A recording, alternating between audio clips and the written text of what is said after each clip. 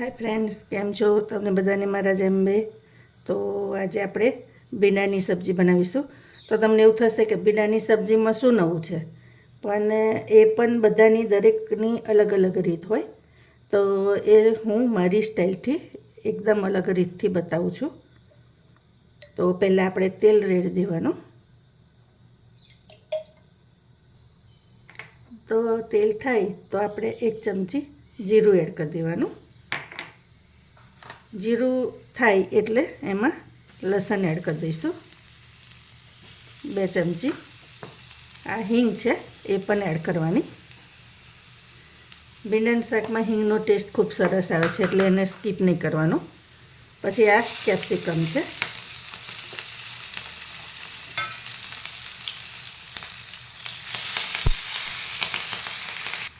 हवे आटलुं थाय एटले आपणे भींडा एड कर देवाना।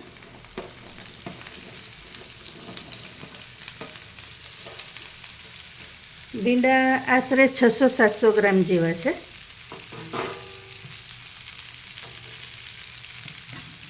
हवे एने बधुं प्रोपर मिक्स कर देवानुं।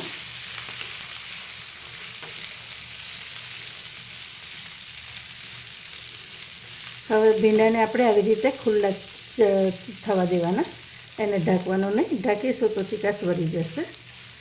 चीकाशना वળિયાની માટે તમે લીંબુના अर्धो रस नीचवी दो ने, लींबू अर्धुं नीचवी दो ने, तो पण एमां चीकाश नहीं वळती।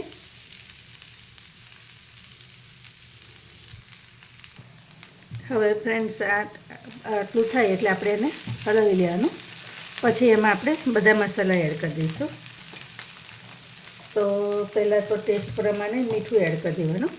मीठुं थोडुंक ओछुं ज राखवानुं, कारण के भींडा शेकाईने नाना ओछा थई जाय।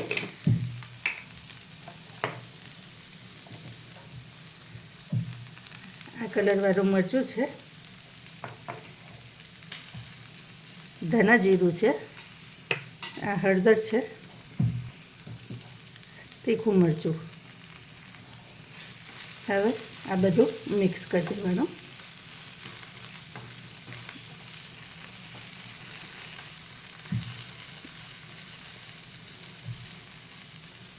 हवे आपणे एने थोड़ीक वार हजी थवा दईशुं।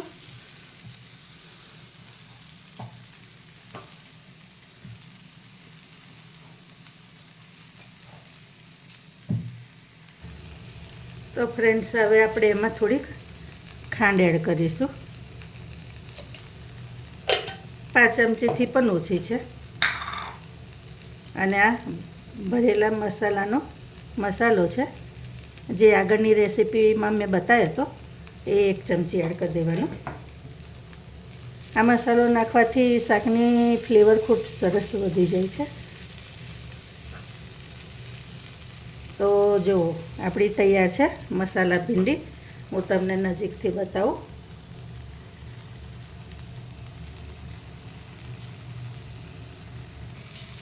તો જો દેખાય છે ને સરસ, ખાવામાં પણ ખૂબ ટેસ્ટી લાગે છે।